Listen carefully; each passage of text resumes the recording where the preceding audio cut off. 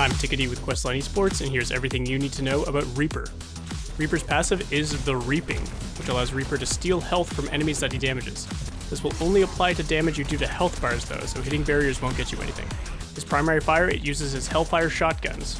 Fire your dual shotguns in a wide spread. You'll want to keep enemies close when firing these, since the spread means his damage is very weak at mid to longer ranges. His first ability is Wraith Form. Become intangible, reload your weapons, and gain movement speed for a short duration.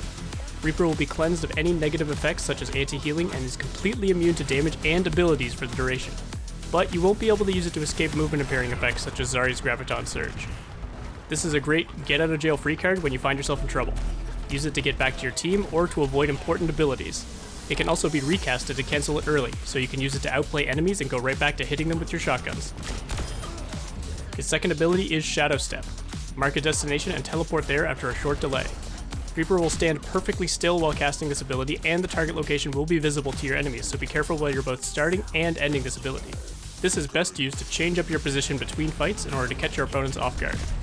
Reaper's ultimate is Death Blossom. Reaper will begin firing in all directions, dealing strong damage to all nearby enemies. You can move and jump while casting, but your move speed will be significantly reduced. This is a devastating ultimate, but because you leave yourself vulnerable while casting, make sure you can keep enemies in range to maximize your damage. You'll also want to be aware of enemy movement or defensive abilities that can be used to counter you while you're ulted. Reaper's kit allows him to play as either an assassin or a brawler. He wants to get behind enemy lines and close the distance on squishy opponents, but thanks to his lifesteal and Wraith Form, he also has decent tools for extending a fight and shredding through tanks. Look for any ways to surprise enemies and get in close to deal maximum damage with your shotguns.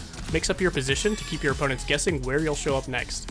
Use your Shadow Step to take positions pre-fight, or even to change positions mid-fight and keep up pressure. If you get focused out, or can't quite keep a target in range, you can always use Wraith Form to get yourself somewhere safe and try again with your next set of cooldowns. My advice for Reaper is to scout the enemy. Before you commit to a position or to a teleport play, take a look at the enemy heroes and their positions. Ask yourself what abilities they can use to counter your aggressive playmaking, whether that's crowd controlling effects that will shut you down, or movement abilities that will keep you at a distance. By anticipating these abilities before they happen, you'll have a better plan when approaching the enemy and be able to react to them more easily. Now go show your enemies why they should in fact fear the Reaper.